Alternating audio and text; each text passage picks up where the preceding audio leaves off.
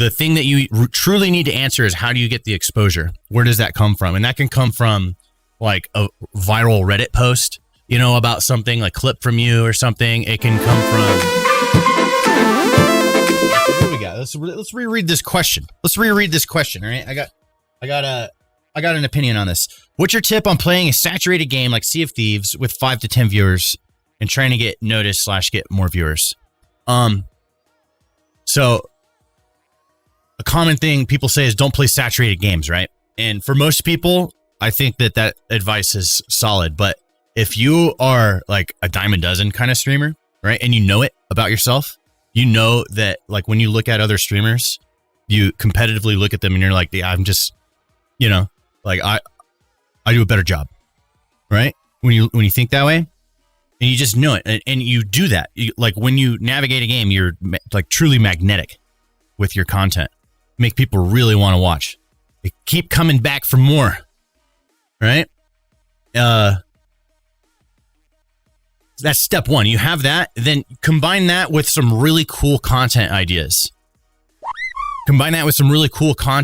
And then from there, you got to understand there's the answering the question of where do you get your exposure from. So if you have that and you have some really cool content ideas, the thing that you truly need to answer is how do you get the exposure? Where does that come from? And that can come from like a viral Reddit post, you know, about something, like clip from you or something. It can come from the right person sharing it on like social media, and it just kind of, you know, things like that, because you're making really compelling content. And my style is engaging the audience as much as possible. So I do tournaments, I do like events that my viewers can play in. Sea of Thieves is different. You can't just have everyone jump in and play. Those ships, you know, you can only have like 4 players, right? So you have to make, if I were to do Sea of Thieves, I wouldn't be able to use my old trick of having the chat be able to be part of the show. That's my style. So I'd have to dream up a different way of doing that. If I were to approach Sea of Thieves, first thing, I have some viewers that I can take with me to help give me a little boost, right? But the way I think is most of my traffic can't come from Twitch browse directory. And, you know, like I want to get as much from that as I can, of course. And I definitely set up to try and make that happen. But I always think of where does the traffic come for this content elsewhere?